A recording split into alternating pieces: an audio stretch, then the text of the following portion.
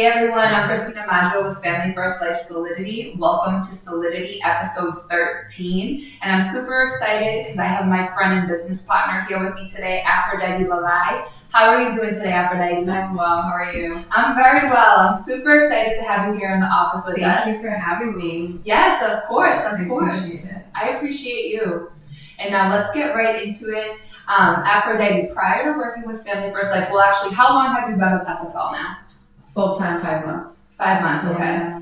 And what were you doing for work prior to working with Family First Life? I was working for the bank. I was working for People's United Bank prior. Okay. Yeah. And prior to that, did you have any sales experience or insurance experience? Never. I never had any sales experience. I was actually going to nursing school while I was working at the bank, and that's really it. Nursing school, okay. Yeah. I don't think I knew that. No, yeah. I was in nursing. Awesome. And what I guess caught your attention about Family First Life? What made you decide to get licensed and join Family First Life? Well, I had a client at the bank that was working with you guys, and he kept saying, "Oh, try insurance," and I wasn't really into it because I was like, "I'm going to nursing school, I'm good." And one day, I just joined one of your Zoom calls, and it kind of went from there. Okay, so It was very life-changing. It was very quick. I didn't really think about it. It went from like A to B quickly, from nursing to insurance. Okay, so you saw the opportunity with Family First Life, and you jumped right in. Right in. Okay. And did you start, when you initially started, did you start full-time or part-time? No, I started part-time. I got licensed about a year ago now, but I wasn't ready to start it full-time. Okay, yeah. A lot of folks that start with us that are transitioning from another career start with us part-time, so that's completely normal, right? Yeah. And I guess since working with Family First Life and going full-time, how has that transformed your life? Like, what does your life look like now that it didn't a year ago before you got licensed? Oh my God, everything has changed about my life. I went from working 9 to 5 every day, making very, very small amount of money for the work I was putting in. I was a manager at the bank, barely bringing anything home after health insurance and 401ks, horrible paychecks. And so always working 6 days a week, not being able to be around for anything, not doing anything because I was going to school after work, to being able to make my own schedule. Definitely huge financial freedom, really changing my life drastically. From my happiness to being there for my family, making my own schedule has been life changing. I would never go back to doing anything else, honestly. Yeah, I love that. And that makes me so happy to hear. Like, we make such a big impact on the families that we help, but it makes such a big impact on our own family too, right? Yes. Like, prior to working with Family First, I was bartending. And just to think about like what my lifestyle looked like then to what it looks like now is so different. Like, I could never be at like the mercy of someone else, like as far as schedule goes now. Like, how awesome is it to be able to actually own and control your own business and your own schedule? It's huge. One of my personal goals is, I have a nephew that I'm very involved in his life. My goal was to never miss any of his games, and I have never missed a game. I love that. And I feel like I would have never been able to do that if I was in a different job, honestly. Right, 100%. I'm grateful for that. And with that being said, it's like, we control our own schedules, but you're very structured and intentional in everything you do, right? 1,000%. You have to be in this business. Yeah. If you're not working, you're essentially unemployed. So it's like you're self-employed, but if you're not working, you're unemployed, right? You're done. There's no choice. There's no other way. You have to be disciplined. You have to put the grind in. It's definitely a grind, but it's addicting. It's very addicting, honestly. Yeah, I have to agree with that 100%. And just to kind of paint a picture, like, what does your full-time schedule look like week to week? Like, what is your like dial days, appointment counts, leads, like all that good stuff? What does that look like? Okay. So my dial days start at about, I wake up around 4:15, 4:30 sharp every day. Okay. I get ready. I'm at the office by 7:10, 7:30 the latest. I open up the shop, get everything ready. I print out my leads the night before. So I have everything purchased, everything printed, organized. I get to the office at 8 a.m. sharp. We're dialing. We're on Zoom dialing. Around 12, we take a little break. And I'm sometimes, most of the time, down till around 6 or 8 p.m. It's been till like 8 to 8 is always the thing. Run days, I start my appointments at 8 a.m. Tuesdays, Wednesdays. and I usually run in Mass, so I have about an hour drive. So I leave the house around 7 a.m. and I'm on the road to like 9:30. And then at nighttime I go to the gym, do my thing, up the next day again. Love it, love it. And that was so jam-packed right there. Like when you're dialing Afroditi, you said sometimes you stop at 6, sometimes you stop at 8. Correct. What are you trying to accomplish in those hours? Like when are you stopping? How many appointments do you have for the next 2 days? I don't stop till I have, it can range from 15 to 22 appointments. Okay. Like we don't stop. And even if I go, like, all right, well, I just keep looking. It becomes addicting. Like, I feel like you have to have an obsessive kind of personality for this business, honestly, a little bit, because I don't know, it's addicting. Like, you get in the mode and you just keep rolling. Right. Protecting families is super addictive, and Yes. it's definitely not the worst thing you could be addicted to. Very true. Yeah, it's huge. I feel like every client I stay with, we really do change our lives. Like, I've had clients where, like, I've been contemplating this, I've been needing to do this for such a long time, and when we leave their house, like, sometimes they give me food or snacks or, like, dog treats, and it's like, you really have such a huge impact on these people's lives. I love what I do, honestly. I love. And we love working with you, so I'm so happy. it makes me happy that you enjoy it so much. I do. I don't think I've ever been happier with my life, honestly. Like, this business have taught me how to be self-disciplined, definitely mentally stronger, and that's one thing, like, people don't really understand. Like, you have to be healthy. In the beginning, I would watch podcasts, people would be like, all right, focus on yourself, like, get in shape, do this, do that, and I listened to it, but I didn't really understand it. Now it's like, yeah, you definitely have to be disciplined. You do have to focus on yourself, work out, be healthy, because it has its up and downs. You could go out one day, write 10 posties. You could go out the next 2 days and not write anything. So you definitely have to be consistent. You have to stay disciplined. And just because you write a little bit doesn't mean like, okay, well, I don't really have to show up to these appointments or do that. You have to stay consistent. And that's one thing I feel like everyone has to learn the hard way one way or another. 100%. Every day we start over. Every day. And as far as being in the field goes, you have super high activity. Whether you're dialing, whether you're running appointments, like what does a typical field day look like for you? So I usually try to book up, but say God forbid I don't, which hasn't happened in a while, thank God. But if someone no-shows me, I actually stole this from Marissa. I do like I'll have 5 door knocks like scheduled behind that for each lead. So if someone doesn't no-show, I will door knock. So I'll throw everything on little road warrior and I'll just door knock in the meantime.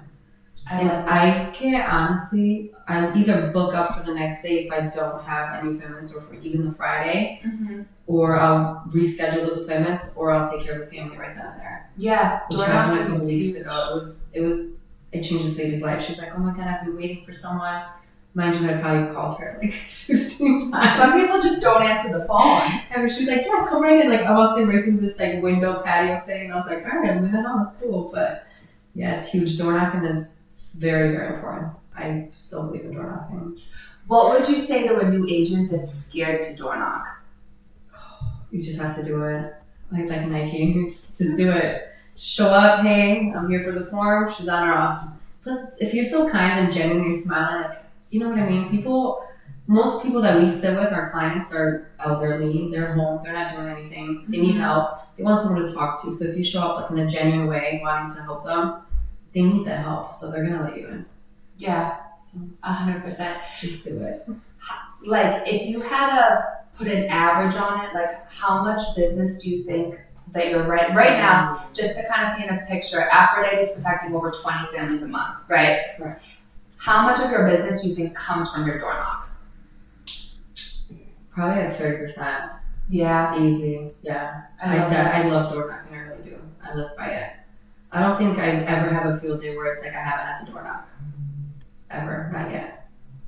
And as far as lead flow goes, what does your lead flow look like? Are you getting new leads each dial day? How much are you spending? Yes. What does that kind of look like for you? So for leads, I personally shoot for at least 100 new leads a dial day. Okay. Even if they're internet, 1 or 2 month old mailers, whatever kind of leads I can get, I try to make sure that I at least have 100 what are to me new leads. Right, love that. New to you, not new to you. To me. Right, right. Okay. Someone else could have dialed them, they could have had a bad day. I might sound different on the phone. It's not the same for everyone. If they're new to me, they're new. I try to shoot for at least 100. I probably spend at least $600 to $700 every half day. Okay. Easily. So at least $1,200 to $1,400 a week. Yes. Minimally. Yeah. And that's allowing you to schedule between 30 to 40 appointments each week. Correct. And you're not, we're going to just clarify this, you're not using all new leads. No. New to you, but not new. No, not at all. Okay. I love it. No new leads, unless I can find them somewhere else, but like new to me, yeah. And as far as leads go, are you getting most of your leads from the ILC? Yes. All of them. And you're using just like a lead mix? Correct. So I do some internet, I'll do some final expense, whatever there's a mortgage like 1 or 2 months, I'll get those. I switch it off, so I'll buy a bunch and I'll just get to dialing. That's really it. I love it. You just work. Yes. You're like, it works if you work it, exactly. Right? There's no other way. You have to work. And you're protecting over 20 families a month now. When you walk in the home, Aphroditi, you just said you use a different lead mix. So you're doing internet life lead appointments, you're doing final expense appointments, a little bit of mortgage. Correct. How are you setting the proper expectation when you walk in the home that, hey, we're going to take the application today? So I walk in, I introduce myself. I've already told them kind of what I look like. I always use, I'm sure a little quick little black hair. They love it. I love that. Yeah. And every time they're like, oh, Aphroditi, they always remember my name, which is really cool. I'll start with my license and the carrier to work with. I'll show a little list. I'll have a little laminated paper. And then I tell them that based on their age and their health, start with health questions. Once we get past that part, I tell them that I'm going to run a quick prescription check. And then we'll find something that's comfortable, sustainable, and affordable for them. Okay. And then we're going to submit an application to see if they can actually get them qualified. And from there, I kind of set the expectations of, hey, I'll be needing your banking verification, your beneficiary, all this good stuff, so we can proceed with the application. And from there, you kind of know if you're going to proceed or not. It's kind of, you make it clear from the beginning.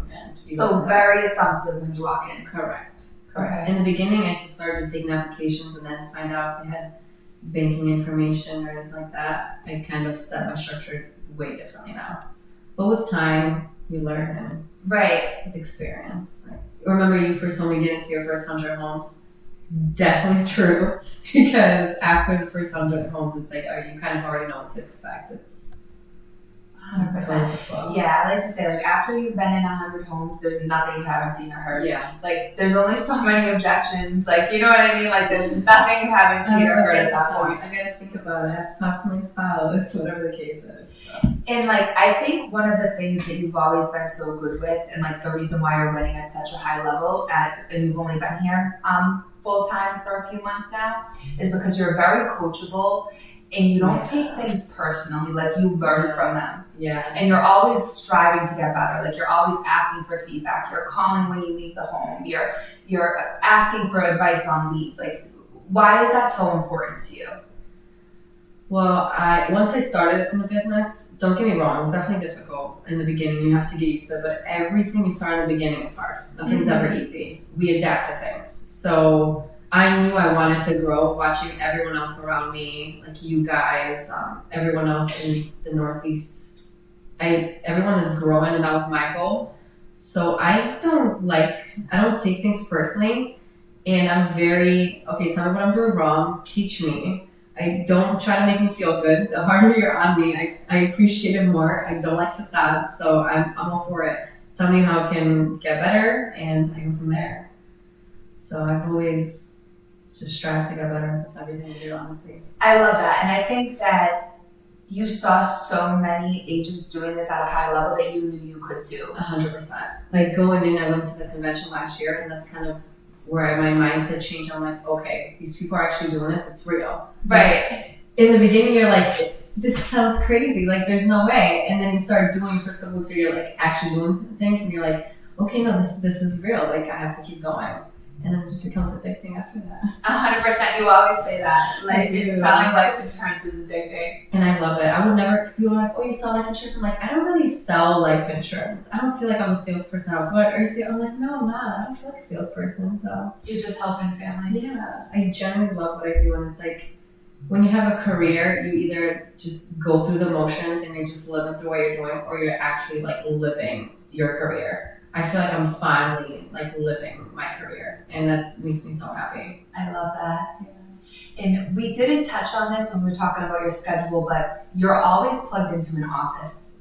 Yes. How has plugging into your local work spot's office allowed you essentially to excel at Family First Life? It has made a huge difference. So before I started full time, I had only done this part time because I wasn't plugged in, so I wasn't getting on Zooms. I was kind of dialing from like Panera or trying to dial from home, whatever I was trying to get my hands on. Right. It never worked. I probably booked like 3 appointments. Getting no showed was very difficult. So that's why it took me a little while to like go full time. Then I was like, I found the office. I just kind of drove there one day. I was like, all right, let me see what this is about. Like I looked up the closest office and I just showed up one day. And I have never not gone to an office like on Dow Day, like ever after that. I'm either in Ellington or Uncasville, and we're just grinding like 8 to 8, everyone together. If we have a bad time or like objections, hey, how's your day going today? All right, get back in the mindset, get back on the grind, you're good. And we just go from there. I love that. I love that. Environment is really everything, especially in this business when your mindset is so important. It's vital that you're in the proper environment, that you're plugging into the dial teams, you're plugging into a local office if you're able to. Absolutely. And you're just plugging into the right people that are feeding you positivity. Because like, just because I'm having a bad dial day doesn't mean you are, or vice versa, right? And it depends how like everyone stays differently, but I feel like you have to be plugged in because energy and being around just everyone dialing is way different. You have to be plugged in even if it's just Zoom, but just being around people who are actually dialing is going to motivate you to like stay off your social media or dial a little more, not take as many breaks, because it's like you're getting in that mode of just everyone is working hard to like get to their appointments. So 100%. And like it's weird if you go in the office and you don't work. Like no one wants you there, right? Like that's weird. I feel honestly. When people come in and dial for a couple hours, I'm just like, all right, I'm like, who else is dialing full time? Like, let's go. Right. Like I'm not sure what they're trying to do, but we don't have the same goals, right? No, yeah, definitely not. You have to. That's why I feel like you have to surround yourself with people who are doing it, and you have to just kind of.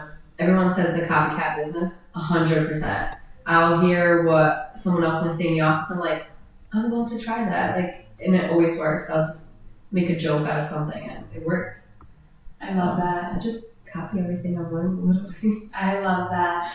And we're in November now, Afroditi. You're protecting over 20 families a month. Yes. What are your goals to finish up the year? Well, okay, so my goal is to get a little bit or more lead flow. Okay. And my goal is to hit 40 by December. I'm just dying for that. And I think I got this. Yeah. I think I do. Because I've been putting the activity in like crazy lately. And I've been booking way more appointments than I used to. And my structure in home is much differently than it used to be. I know when to waste time. I ask more questions on the phone to have more efficient appointments. I have less no-shows because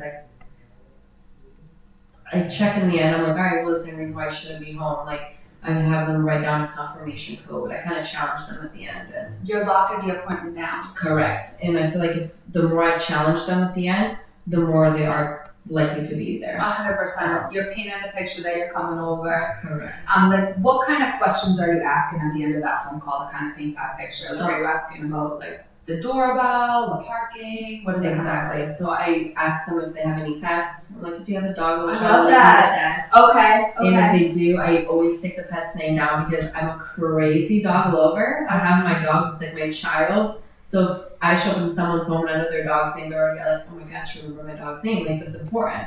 So I'm already kind of bonded with the client, I feel like. And then I'm asking like, hey, should I knock on the front, side, or back door? Where should I park? I'm going to be in a black sedan. I'm a short little Greek girl. And then I'll be like, all right, I have a confirmation code for you. They'll write it down. I'll be like, all right, don't forget. And they'll be like, okay. And I'm like, is there any reason why I shouldn't be home?